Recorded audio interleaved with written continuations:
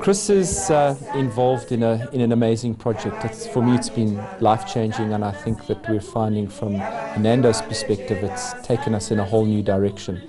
I came from a background working with the sources, working in product development, looking at new business development, and this led us into this exciting opportunity where we've taken our internal CSI project, where we focused on malaria, working with Kingsley Holgate, and have kind of propelled ourselves into the outer stratosphere with this bracelet program that we've initiated.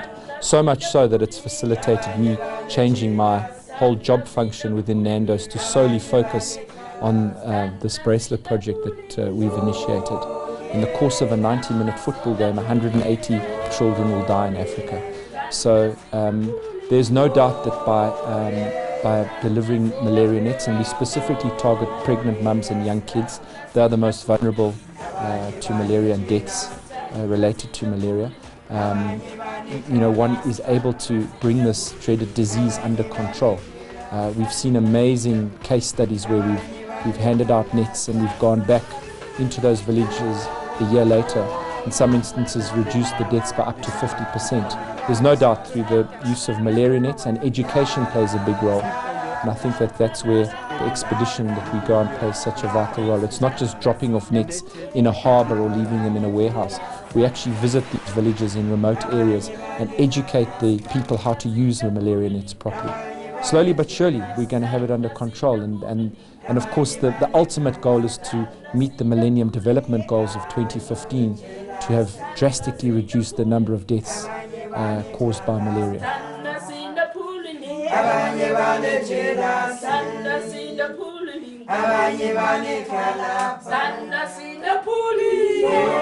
We got together with an incredible lady called Lauren Gillis down in the Western Cape, who set up an organization called Relate.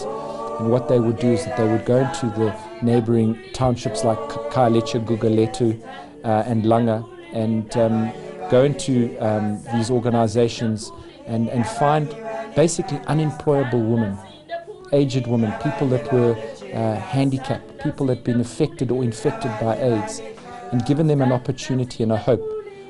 As you know, beading is something that comes naturally to Africa, through us working with them, we've been able to create a massive pool of resources, which just grows organically, just goes household to household, that you have these women that are able to get together and be given a couple of beads, a string, a pewter closure, and in no time at all they are making these bracelets. So there's a beautiful community spirit that is born, and a wonderful way that they're able to earn an income. Part of the seniors who come here are the people who are left alone at home and who are doing nothing, and they are devalued by the community and by their families, and some of them are abused. So we thought of collecting them so that they can come to one center in each area, so that they can sit and discuss about their issues, and also to have some of them are very poor, and they live on their pension. So from living on their pension, they share with their grandkids. And most of the elderly who are meeting here are the carers of the orphans who are being left by their mothers who died in HIV and AIDS. And they need to have something more because they are the only source of income in their family. So at a long run, we found the people coming here showing us about the project from Nando's, who's going to, they are going to do the beads so that those beads can be sold. Also looking at the saving of the children who are dying in malaria. So that is why we get hold of this project now. I did someone gather some pensioners who can come and do the bidding so that Nando's can go and sell the project to the people so that they can also learn. To me, this is very important. This is very touching to me, so that they know now that they're going to earn some salary. Although it's not much, but it's something that will add to their pension. We all need money, and we're all happy for this job because we've been waiting for pension money that comes, take time to come and get it. Now you can buy salt and all those things.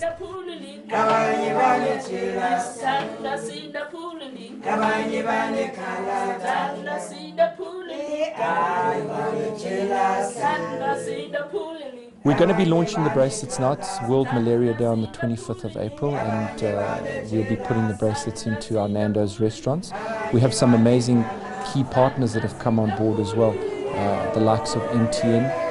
As you know, they're a first-tier sponsor of the World Cup, and they have embraced the United Against Malaria program, and as such the bracelet program as well. And we've also been working with Tourvest, and they have a number of curio shops in strategic areas all over South Africa. And there'll be many other retailers or partners that will come on board that will help us retail the bracelets. Right now we've sold almost 50,000 bracelets, but this has just been networking through our corporate partners that are part of the United Against Malaria program. So it's a wonderful story, and it's difficult not for partners to not want to be part of this program when you tell them the story.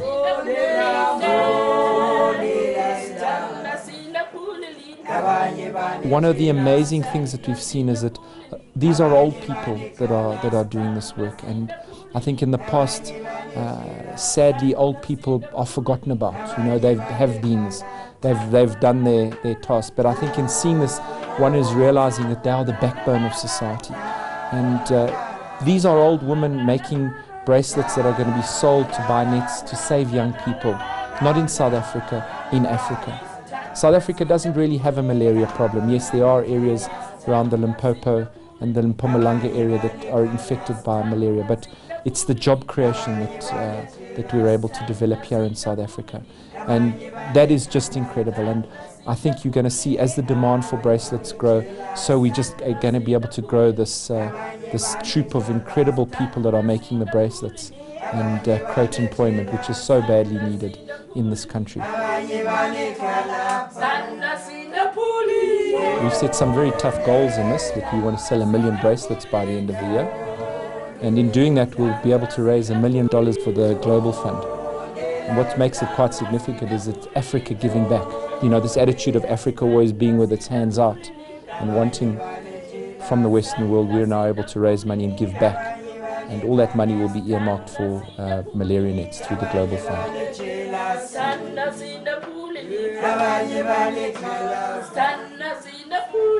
It's an incredible group of people that are involved in this project, from the media support that we've had, from the government departments all over Africa, the soccer teams that are involved, the Ghanaian football team, the Tanzanian football team, the Cameroonian football team, from sports personalities to political icons.